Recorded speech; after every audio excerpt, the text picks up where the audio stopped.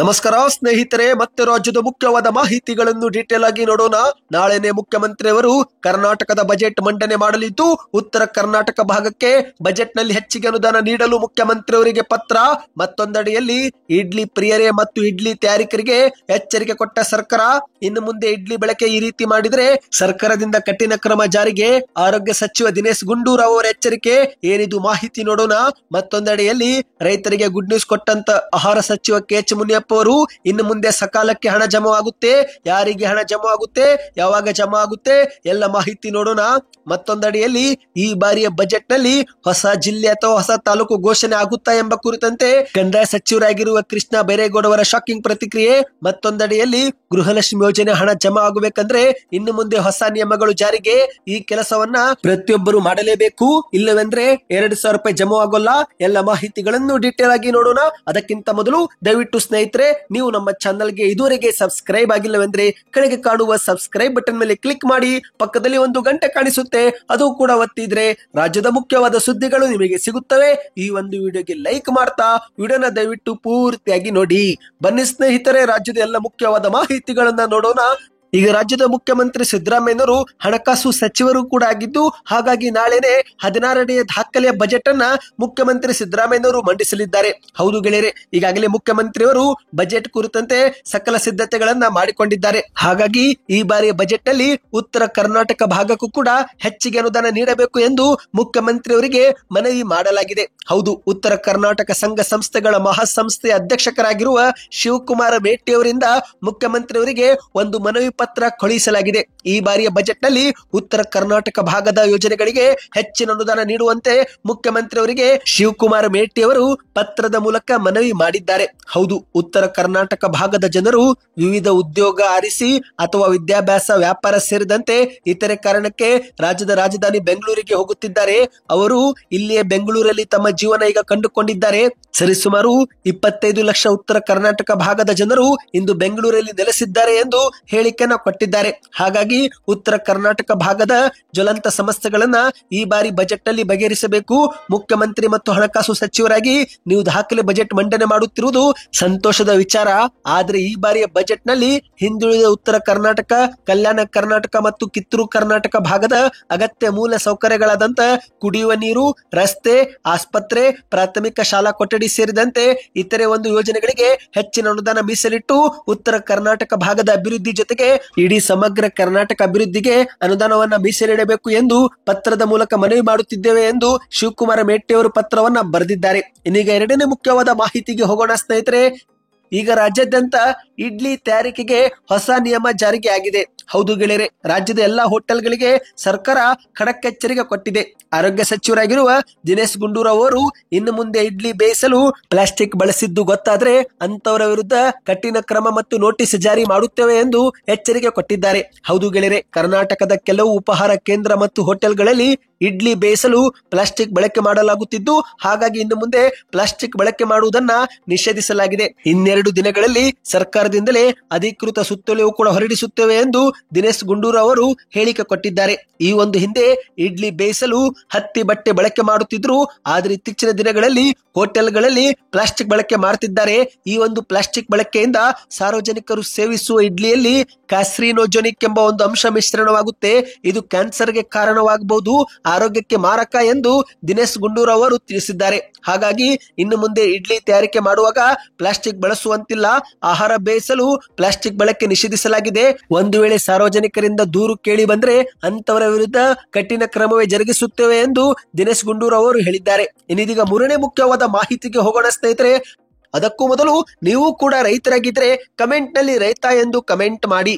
ಈಗ ರಾಜ್ಯದ ರೈತರಿಗೆ ಇನ್ನು ಮುಂದೆ ಸಕಾಲದಲ್ಲಿ ಹಣ ಕೊಡಿ ಎಂದು ಆಹಾರ ಸಚಿವರಾಗಿರುವ ಕೆ.ಎಚ್. ಮುನಿಯಪ್ಪ ಅವರು ಎಲ್ಲ ಅಧಿಕಾರಿಗಳಿಗೆ ಖಡಕ್ ಸೂಚನೆ ಕೊಟ್ಟಿದ್ದಾರೆ. ಹೌದು, ಅದೇನೆಂದ್ರೆ ಕನಿಷ್ಠ ಬೆಂಬಲ ಬೆಲೆ ಯೋಜನೆಯಡಿಯಲ್ಲಿ ರೈತರಿಂದ ಖರೀದಿ ಮಾಡಲಾಗುತ್ತಿರುವ ರಾಗಿ, ಜೋಳ, ಭತ್ತ ಸೇರಿದಂತೆ ಇತರೆ ಬೆಳೆಗಳನ್ನ ಖರೀದಿ ಮಾಡಿದ ಬಳಿಕವೇ ಅದಕ್ಕೆ ಪ್ರತಿಯಾಗಿ ರೈತರಿಗೆ ಸರಿಯಾದ ಸಮಯಕ್ಕೆ ಹಣ ಸಂದಾಯ ಮಾಡಬೇಕು ಎಂದು ಆಹಾರ, ನಾಗರಿಕ ಪೂರೈಕೆ ಮತ್ತು ವ್ಯವಹಾರ ಸಚಿವರಾಗಿರುವ ಕೆ.ಎಚ್. ಮುನಿಯಪ್ಪ ಅವರು ರಾಜ್ಯದ ಎಲ್ಲಾ ಜಿಲ್ಲಾಧಿಕಾರಿ, ಎಲ್ಲ ಉಪನಿರ್ದೇಶಕರಿಗೆ ಖಡಕ್ ಸೂಚನೆ ಕೊಟ್ಟಿದ್ದಾರೆ.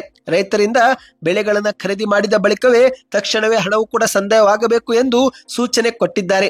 ಹೌದು ಗೆಳೆಯರೆ, ಇತ್ತೀಚೆಗೆ ವಿಧಾನಸೌಧದಲ್ಲಿ ರಾಜ್ಯದ ಎಲ್ಲಾ ಜಿಲ್ಲಾಧಿಕಾರಿ ಹಾಗೂ ಆಹಾರ ಇಲಾಖೆಯ ಉಪ ನಿರ್ದೇಶಕರೊಂದಿಗೆ ಸಭೆ ಮಾಡಿ ಆಹಾರ ಸಚಿವ ಮುನಿಯಪ್ಪ ಅವರು ಖಡಕ್ ಎಚ್ಚರಿಕೆ ಕೊಟ್ಟಿದ್ದಾರೆ.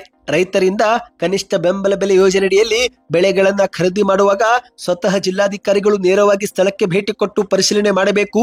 ಇಂದು ಮಾಹಿತಿಯ ಪ್ರಕಾರ ಕೆಲವು ರಾಗಿಯನ್ನು ಖರೀದಿ ಮಾಡುವ ಕೇಂದ್ರಗಳಲ್ಲಿ ತೂಕದಲ್ಲಿ ವ್ಯತ್ಯಾಸವಾಗ್ತಾ ಇದೆ. ಹಾಗಾಗಿ ರೈತರಿಗೆ ಮೋಸವಾಗದಂತೆ ನೀವು ನಿಗಾ ವಹಿಸಬೇಕು.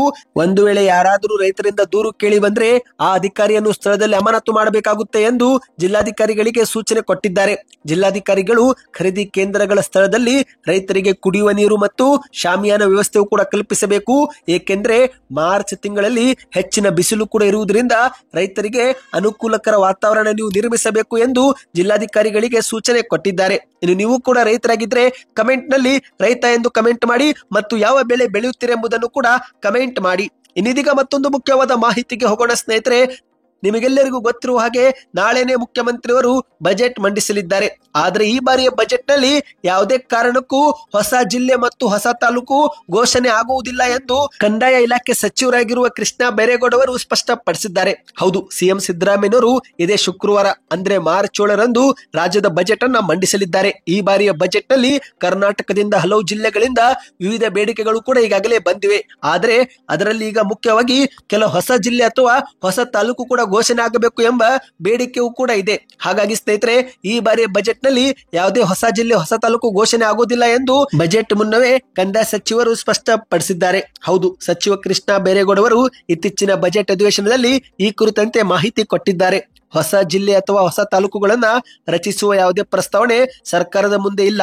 ಇಂದು ಜನಗಣತಿಯ ಸಂದರ್ಭದಲ್ಲಿ ಯಾವುದೇ ರಾಜ್ಯಗಳು ಹೊಸ ಕಂದಾಯ ಜಿಲ್ಲೆ ಘೋಷಿಸಬಾರದು ಎಂದು ಕೇಂದ್ರ ಸರ್ಕಾರದ ನಿಯಮವೇ ಇದೆ.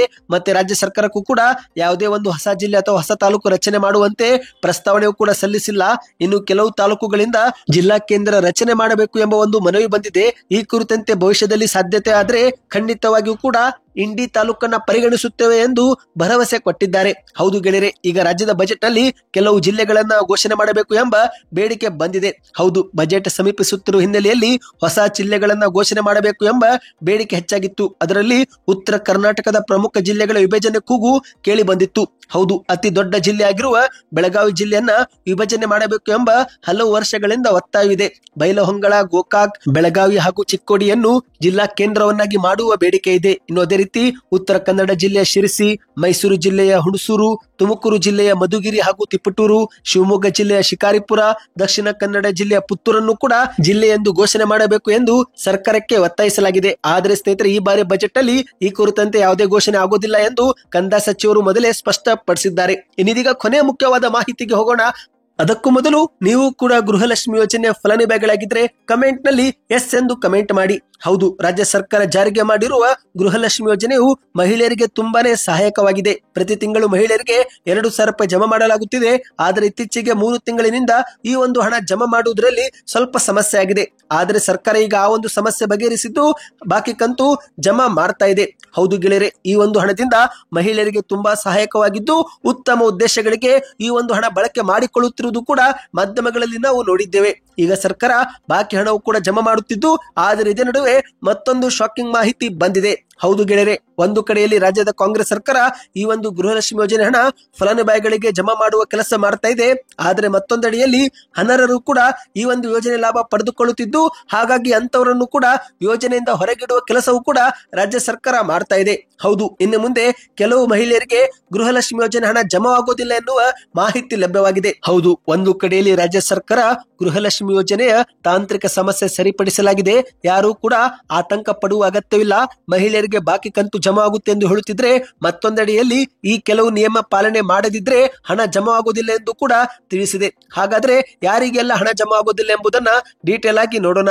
ಮೊದಲಿಗೆ ಸ್ನೇಹಿತರೆ, ಆದಾಯ ತೆರಿಗೆ ಮತ್ತು ಜಿಎಸ್ಟಿ ಕಟ್ಟುತ್ತಿರುವರು. ಎರಡನೇದಾಗಿ ಕೆವೈಸಿ ಅಪ್ಡೇಟ್ ಮಾಡದೆ ಕೊಳ್ಳದಿರುವರು. ಮೂರನೇದಾಗಿ ಬ್ಯಾಂಕ್ ಖಾತೆಗೆ ಆಧಾರ್ ಕಾರ್ಡ್ ಲಿಂಕ್ ಆಗದೇ ಇರುವರು. ನಾಲ್ಕನೇದಾಗಿ ಪ್ಯಾನ್ ಕಾರ್ಡ್ ಮತ್ತು ಮೊಬೈಲ್ ನಂಬರ್ ಲಿಂಕ್ ಮಾಡದೇ ಇರುವರು. ಇನ್ನು ಕೊನೆಯದಾಗಿ NPCI ಮ್ಯಾಪಿಂಗ್ ಆಗದೇ ಇರುವರು. ಇಂಥವರಿಗೆ ಹಣ ಜಮಾವಾಗುವುದಿಲ್ಲ ಎಂದು ಹೇಳಲಾಗುತ್ತಿದೆ. ಹೌದು ಗೆಳೆಯರೆ, NPCI ಮ್ಯಾಪಿಂಗ್ ಆಗಿಲ್ಲವೆಂದ್ರೆ ನಿಮ್ಮ ಖಾತೆಗೆ ಆನ್ಲೈನ್ ಮುಖಾಂತರ ಹಣ ಜಮಾ ಸಂದಾಯವಾಗುವುದಿಲ್ಲ.